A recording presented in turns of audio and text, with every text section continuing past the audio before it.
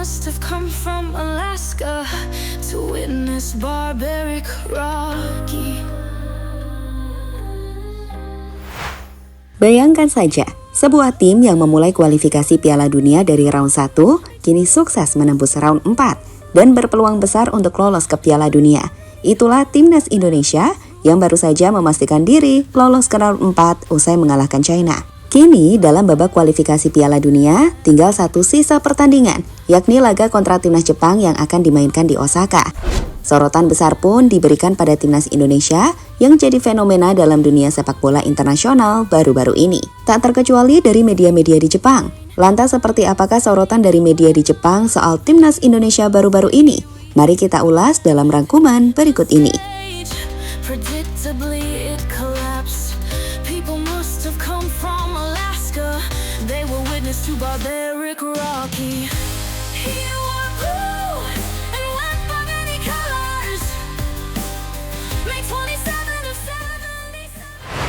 Sukses mengalahkan Timnas China yang juga memastikan langkah tim Garuda untuk lolos ke round 4.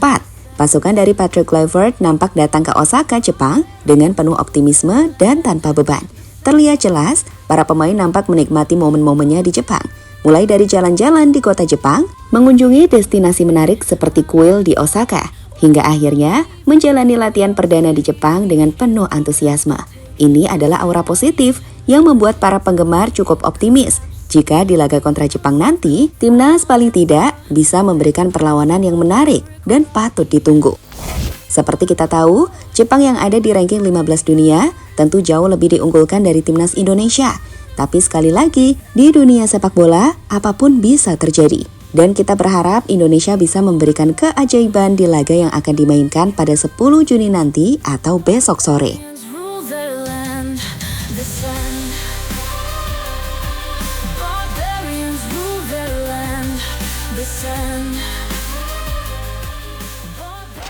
Di sisi lain, di tengah momentum Indonesia yang mengejutkan Asia lewat keberhasilan mereka lolos ke round 4, di Jepang, Timnas Indonesia nampak mendapatkan banyak respect. Jika di bandara, banyak penggemar Jepang ikut menyambut Timnas, dengan beberapa meminta foto pada Patrick. Tak terkecuali pada bintang Timnas lainnya seperti Justin Hubner. Media-media di Jepang kini juga banyak memberitakan soal tim Garuda, seperti newsgu.jp yang menuliskan headline soal komentar Patrick Kluivert soal laga lawan Jepang yang akan sangat seru. Lalu ada media Jepang Footboom. Media ini menuliskan soal mimpi Indonesia ke Piala Dunia yang masih terbuka bersama Beckham, Kluivert, dan juga Cruyff. Artikel yang memuat judul menarik di mana Indonesia punya nama-nama legenda di skuad mereka. Media Jepang bahkan menyoroti soal Presiden Indonesia Prabowo yang ikut memberikan dukungan nyata ke Timnas Indonesia jelang laga kontra Jepang, di mana para pemain dituntut untuk tetap fokus. Lalu ada dari Dance Jepang yang menganalisis soal skuad timnas secara penuh. Dalam analisisnya tersebut, dijelaskan bahwa secara ranking, Jepang unggul jauh. Jepang di posisi 15 dan Indonesia 123 belum diupdate. Termasuk head-to-head kedua tim, di mana Jepang jauh lebih unggul. Keduanya telah saling berhadapan 20 kali di masa lalu. Dan Jepang menang 12 kali, seri 2 kali, dan kalah 6 kali. Indonesia jelas tak dianggap remeh di sini. Sebaliknya, media-media di Jepang nampak antusiasme dengan performa Timnas Indonesia yang terus menanjak dari waktu ke waktu. Lihat deh, postingan akun official FIFA soal laga Indonesia versus Jepang besok yang gak boleh kamu lewatin.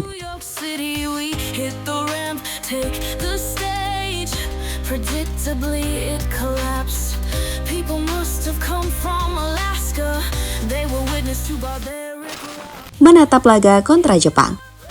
Laga melawan Jepang di Osaka bukan sekedar formalitas. Meski kedua tim telah lolos ke babak berikutnya, pertandingan ini akan menjadi ajang pembuktian bagi Timnas Indonesia untuk menunjukkan mereka siap bersaing di pentas Piala Dunia. Selain itu, laga ini juga bakal jadi ajang untuk mematangkan skuad Timnas Indonesia, di mana seperti kita tahu, meski menang di 2 laga terakhir, Coach Patrick menilai bahwa ada beberapa hal yang perlu diperbaiki, dan ia belum puas dengan kemenangan di laga kontra China. Well, statistically, we did a great job already, but as I said, we're not ready. We're just beginning, and that's also how we take this game in the coming games.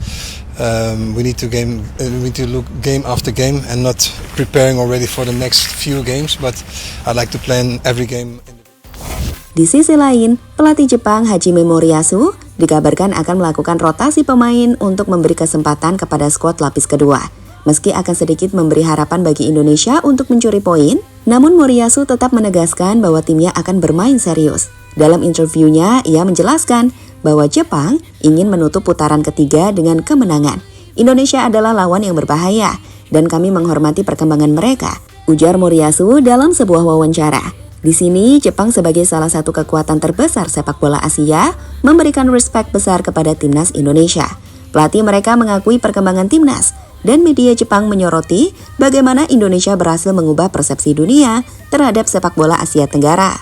Di sini, Indonesia bukan lagi tim pelengkap. Mereka adalah ancaman nyata di tengah potensi besar untuk lolos ke Piala Dunia 2026. Barbarians rule their land, the sun. Barbarians rule their land, the sun. Barbarians rule their land, the sun. Head to head, duel keras di lini tengah. Timnas Indonesia mungkin mengalami kekalahan telak saat menghadapi Jepang di laga terakhir. Namun itu bukan berarti gak ada peluang sama sekali bagi timnas untuk bisa memberikan kejutan pada tim terbaik di Asia tersebut. Dalam hal head to head, pemain-pemain baru timnas bisa memberikan perbedaan, seperti di posisi kiper. Jepang mungkin punya kiper kelas Serie A seperti Shion Suzuki, kiper Parma FC yang punya penampilan apik di klub dan timnas Jepang. Namun Emil juga gak kalah. Emil Audero merupakan kiper kelas Serie A yang sudah berpengalaman untuk main di klub-klub top seperti Inter, Juventus, Sampdoria hingga Como. Emil juga baru saja berhasil membuktikan kualitasnya di laga debutnya menghadapi China pada Kamis lalu untuk tetap clean sheet.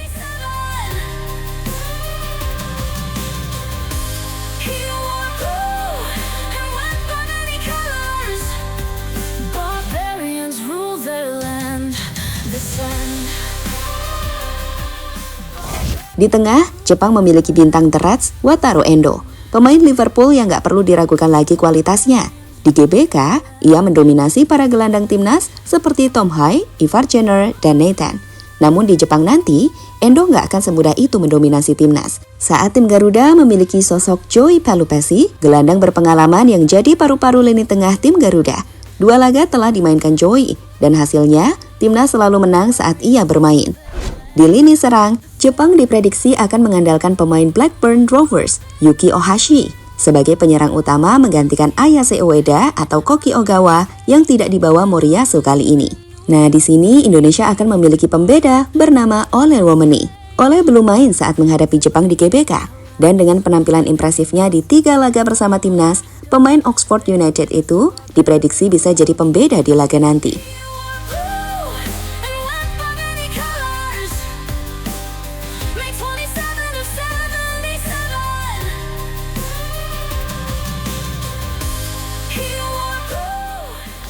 Pada akhirnya, di tengah sorotan dunia dan respect besar dari media Jepang, timnas Indonesia kini berdiri di ambang sejarah. Laga kontra Jepang di Suita City Stadium, Osaka pada 10 Juni 2025 bukan sekedar pertandingan penutup putaran ketiga kualifikasi Piala Dunia 2026.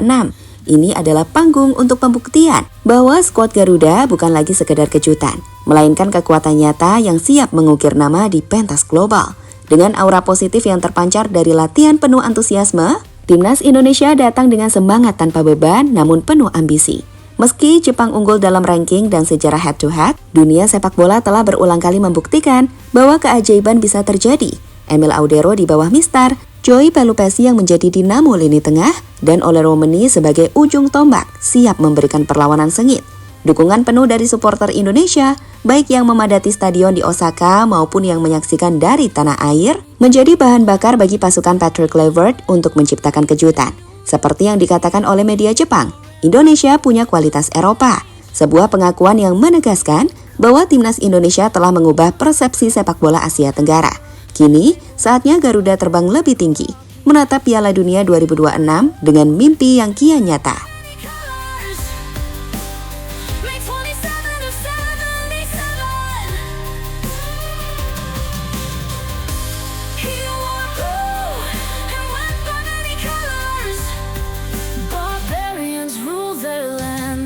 The sun.